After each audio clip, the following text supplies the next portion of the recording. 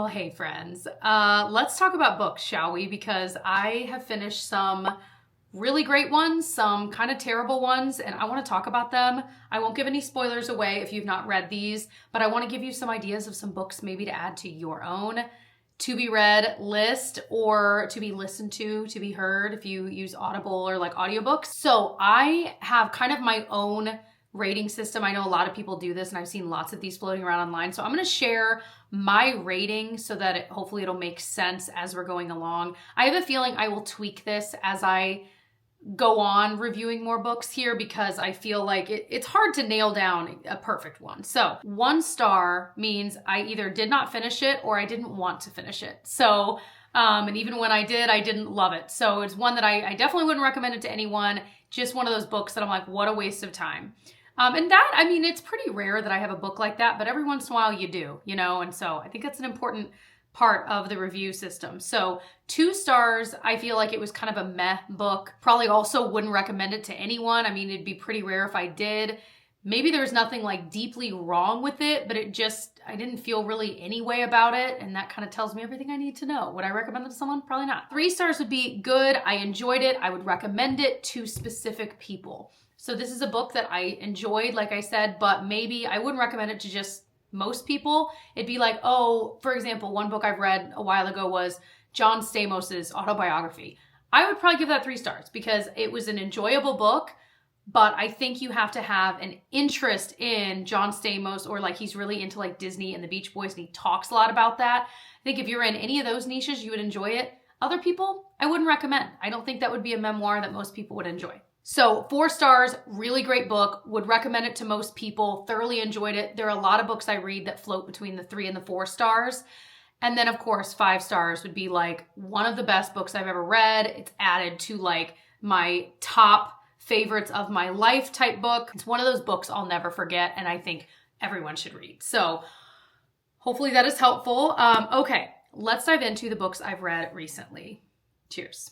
Also, if you're new here, hey, I'm Jessica. I'm glad you're here. I'm trying to do these kinds of videos more often, but I also just do vloggy type, go through life together content. So I hope you're here for that. I hope you subscribe and check out more of my videos.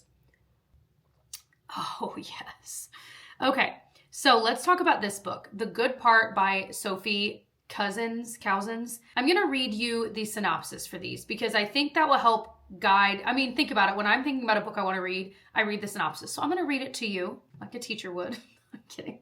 Okay. A downtrodden 26-year-old wakes up to the life she's always wanted, but is it really a dream come true? At 26, Lucy Young is tired of fetching coffees for senior TV producers, tired of going on disastrous dates, and definitely tired of living in a damp, flat share with flatmates who never buy a toilet roll. She could quit her job for a better living, but she's not ready to give up on her dreams, not just yet. Another diabolical date, which is funny. I mean, in the book, it's funny. The date, it's crazy, actually. Lands her in a sudden storm and no money for bus fare. Lucy finds herself seeking shelter in a tiny shop where she stumbles upon a curious wishing machine. Sound familiar? Pushing her last coin into the slot, Lucy closes her eyes and wishes with everything she's got, please let me skip to the good part of my life. When she wakes up the next morning to a handsome man, a ring on her finger, a high-powered job, and a storybook perfect little boy and baby girl, Lucy can't believe this is real, especially when she looks in the mirror and staring back is her own 40-something face. Has she really skipped ahead to the future she's always wanted, or has she simply forgotten a huge chunk of her life? Can she go back, and does she really even want to, is another piece of this. I will say this. This was obviously inspired, and she even talks about, I think in the afterword, it was definitely inspired by like Big and all of those stories, you know, and that's very evident. However, I think there is something powerful when and there's a reason I wanted to read this book. The idea of like, if you are in a season of your life, and we've all been through them, whether you're in one now or you have been or you will be, where because it's a rougher season, you just want to get through it. You want to get to a better part of your life, skip to the good part. And so I think that idea is really powerful when you think about it. Like, what is it that Andy Bernard says in The Office? I wish you could know you're living in the good old days while you're living in them. And I'm like, that's it. And it's kind of a silly throwaway line, but like, it's so true. Like, you don't know when you are older, looking back on this exact time in your lives, how you will feel about it. Like, will you wish you could go back? Like, I think about with young kids, where I'm at right now with young kids, I know my future self will look back on this time. See, it's going to make me emotional because, of course, I'll look back on this time and miss it so much. But that doesn't detract the fact that there can be times in the good old days that are actually hard. And so I think it's like living in that like challenge where you're kind of battling, like enjoying this time, but also it is still hard. And anyway, so I love the idea of it. It's really interesting. And you do spend a lot of the book, again, I won't spoil anything, but you do spend a lot of the book kind of wondering like, did she actually skip forward in time, or did she just have like crazy amnesia and she's forgotten these 15 years, like, or 14 years? So it really is an interesting book. I will give it, however, 3 stars because of the way that it ended. And you'll have to read the book to find out. And you may actually rate it higher because of the ending. I will be interested if you read it, what your thoughts are. So I 3 stars, maybe 3.5. Like maybe I'll be a little generous. Okay, 3.5. Because it was still an interesting book. It's a lighter book, easier to read, but there's definitely some like heaviness in it. So enjoyable. It's actually the book I'm talking about. I have a book club meeting here very soon, and that is the book we just read for it. So I'll be talking about it more with them. But yeah, if you've read that book, what are your thoughts on the ending? No spoilers in the comments. Okay, no spoilers. Okay, this one was a doozy. This is called The Heaven and Earth Grocery Store by James McBride. This was a heftier book and a little bit harder to read, which I'm saying with the caveat that I actually listened to it. I actually think it would have been easier to read, but that's because of the way I know I learn. I learn better by reading versus hearing, but you might be the opposite. But there were a lot of characters, a lot of things being thrown at you throughout the entire book, not just at the beginning, that did, I think, make it a little bit harder to follow what was actually going on. However, let me read you the synopsis because I do think this is a really important story, even though it's a made-up story, it's historical fiction, but obviously it's based on a lot of history and what was going on during this time. In 1972, when workers in Pottstown, Pennsylvania were digging the foundations for a new housing development, the last thing they expected to uncover was a human skeleton. Who the skeleton was and how it got buried there were just 2 of the long-held secrets that have been kept for decades by the residents of Chicken Hill, the dilapidated neighborhood where immigrant Jews and African Americans lived side by side, sharing ambitions and sorrows. Chicken Hill was where Moshe and Shona Ludlow lived when Shona ran the Heaven and Earth grocery store, which served the neighborhood's quirky collection of Black and European immigrants, helped by her husband, a Romanian-born theater owner, who integrated the town's first dance hall. When the state came looking for a deaf Black child, claiming that the boy needed to be institutionalized, Chicken Hill's residents, roused by Shona's kindness and the courage of a local Black worker named Nate, banded together to keep the boy safe. So this is a book that actually I think would be an amazing, amazing movie, and you'd be able to really follow it. And I feel like it's such a rich, kind of complex story that even when the ending was revealed, I had to like play it back and I'm like, wait, so what happened? You have to kind of read between the lines to solve the kind of mystery. It's not that difficult, but it definitely took me a minute to be like, oh, okay. I've never read a story like this, and I do feel like it was interesting to learn about what life really was probably like for a lot of these people from very different areas immigrating to America during that time, and just what that really would have been like. And of course, there's some heart-wrenching portions of the story, and there's also some really heartwarming parts of the story. So it was just really interesting. This one I struggled to rate. I'm giving it 4 stars. It wouldn't be a 5-star for me because I really, really enjoyed it and thought it was interesting, but it's not that level. But I do think that most people would probably enjoy this if you had even kind of like a partial interest in any of these things. And like I said, I think it's kind of an important story to read because a lot of these things that were happening, it really wasn't actually that long ago. It's just crazy how much can change in a certain amount of time, but also how much can really not change. Anyway, I could go down a whole rabbit hole, but it was a good book. I don't think every single person in the world would like it, but I do think a lot of people would. But like I said, going into it, knowing it really is a harder book to understand. So if you're not into that, that's not what you're looking for in your reading journey, this might not be the one for you. The Unhoneymooners by Christina Lauren. I've read at least one of her other books. I think it was Love and Other Words. I really, really liked that book. This one I picked up because I needed a light read, because the next book I'm going to talk to you about was the one I'd read and just finished, and I was like, I need something lighter. So I did this book. So this was definitely a quick, kind of fun, happy read, if you will. So for two sworn enemies, anything can happen during the Hawaiian trip of a lifetime, maybe even love. In this romantic comedy, Olive Torres is used to being unlucky. From inexplicable mishaps to a recent layoff, her life seems to be almost comically jinxed. By contrast, her sister Amy is an eternal champion. She even managed to finance her entire wedding by winning a slew of contests. Unfortunately for Olive, the only thing worse than constant bad luck is having to spend the wedding day with the best man and her nemesis, Ethan Thomas. She braces herself, but determined to put on a brave face when the entire wedding party gets food poisoning. The only people who aren't affected are Olive and Ethan. Suddenly, there's a free honeymoon up for grabs, and so basically they go on this paradise trip together, even though they're enemies. So you can already see what the trope is, but I think it was a fun read. Like I said, it was kind of fast. I would give this 3 stars. I don't think it was like one of the best romantic comedies I've ever read, but I did enjoy it. So if you were just kind of needing that kind of quicker, fun read, I think you might enjoy this one. You could predict a lot of it, but sometimes that's what you want. You know what I mean? This would be a really great beach read. A really great beach read. Okay, well, let's talk about this one, shall we? The Nightingale by Kristin Hannah. All right, this book, well, I'm trying to think of how to present this book. If you've read it, you know why I'm struggling. Let me just read the synopsis, then we'll talk about it. In love, we find out who we want to be. In war, we find out who we are. France, 1939. In the quiet village of Carriveau, Vienne Mauriac says goodbye to her husband, Antoine, as he heads for the front. She doesn't believe that the Nazis will invade France, but invade they do in droves, caravans, planes. When a German captain requisitions her home, she and her daughter must live with the enemy or lose everything. Without food or money or hope, as danger escalates all around them, she's forced to make one impossible choice after another to keep her family alive. Vienne's sister Isabel is a rebellious 18-year-old searching for purpose with all the reckless passion of youth. While thousands of Parisians march into the unknown terrors of war, she meets someone who believes the French can fight the Nazis from within France, and she falls in love as only the young can. She joins the resistance, risking her life time and again to save others.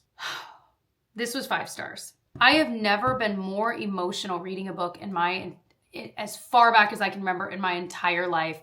This was truly so hard to read because I found myself in tears closing the book, needing a minute.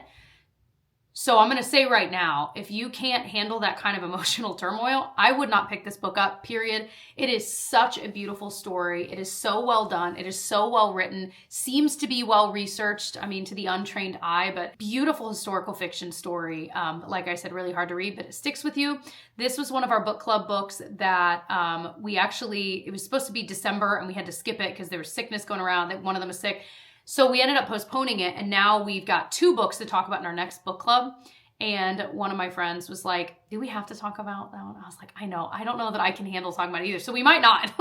It's just, there's a lot in there. And there's so many novels about this war and this time in history. There's so many, but I really do think that this is one of the most beautifully written ones, and it really gives you perspective on what it actually would have been like in a way that I've never really felt before. I don't know. I think it was just, and Kristin Hannah, she is truly one of my favorite authors. I loved The Great Alone, the one about the Dust Bowl. Why can I never remember what that one's called? The Four Winds. And I feel like I've read one more of hers. One of truly maybe my favorite author right now, but her books are very long. Just something to know, and this one was no exception. 5 stars. Absolutely 5 stars. The only thing I would say is there's a love story that they mention even in the synopsis between the younger sister and this guy, and it was so unnecessary in the story in the end. It really could have just been completely left out and the story would have been unaffected, and it wasn't even this great love story. It kind of was. I guess I'm remembering some parts where I'm like, okay, but I don't know. It really was just one of those that I'm like, I don't even think that added anything to the story, but maybe I'm wrong. All right. I'm going to be a little harsh on this one. So this is Divine Rivals by Rebecca Ross. This is technically part of this series called Letters of Enchantment. So this is the first book. So I started reading this with the intent to read the series, right? Well, when 2 young rival journalists find love through a magical connection, they must face all depths of hell in a war among gods to seal their fate forever. The gods are warring again, but 18-year-old Iris Winnow just wants to hold her family together. Her mother is suffering from addiction. Her brother is missing from the front lines, so she's trying to win this columnist promotion at the Oath Gazette. To combat her worries, Iris writes letters to her brother and slips them beneath her wardrobe door, where they vanish, but into the hands of Roman Kit, her cold and handsome rival at the paper. When he anonymously writes Iris back, the two of them forge a connection that will follow her all the way to the front lines of battle for her brother, the fate of mankind, and love. It's the classic enemies to lovers trope that a lot of these more fantasy novels follow. I'm into it. I get it. I understand why these do well. So that's not really my issue here. It's just that if I were to consider recommending this to someone, there are other books I would recommend way more than this that follow the same thing, where it's a fantasy world, it involves war and battle, and it's an enemies to lover. Like, I just don't feel like they were enemies enough to make it that crazy that they would eventually love each other. Like, it was so obvious from the beginning. I don't know. Like, there's just ACOTAR and the Fourth Wing. I will say this one had lower levels of spice, which if you are looking for that is kind of nice, because it does feel like a lot of the ones that are out there are very spicy. And so it's sometimes nice. So I'll give it that if you want a lower level of that, this might be a better option for you. But I just kind of felt like this was like 2.5, like between 2 and 3 stars. Like, I think some people would like it.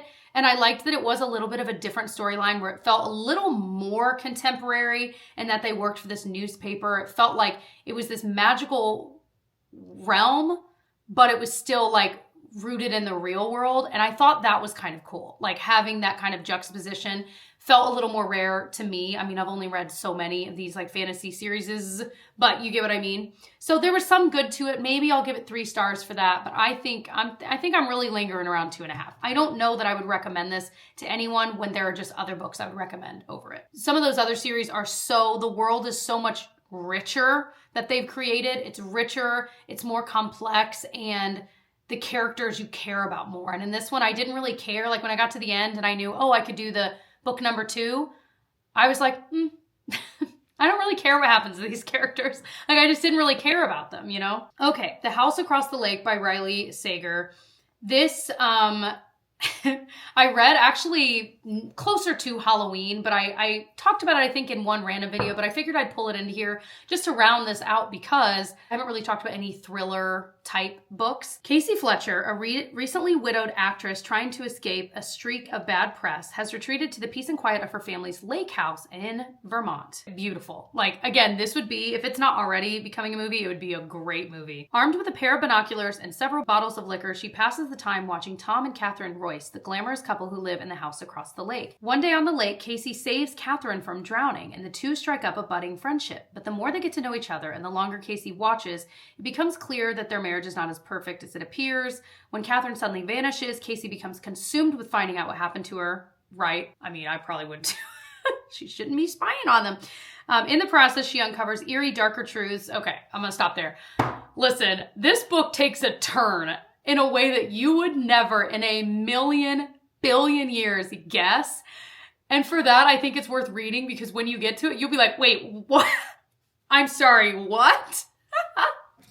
But that being said, what did I end up rating it? I would say 3 stars. I think it's worth reading though, if you're into this type of book, because the storyline itself was very interesting. I was very invested. I wanted to know what was going on. I think it was well written.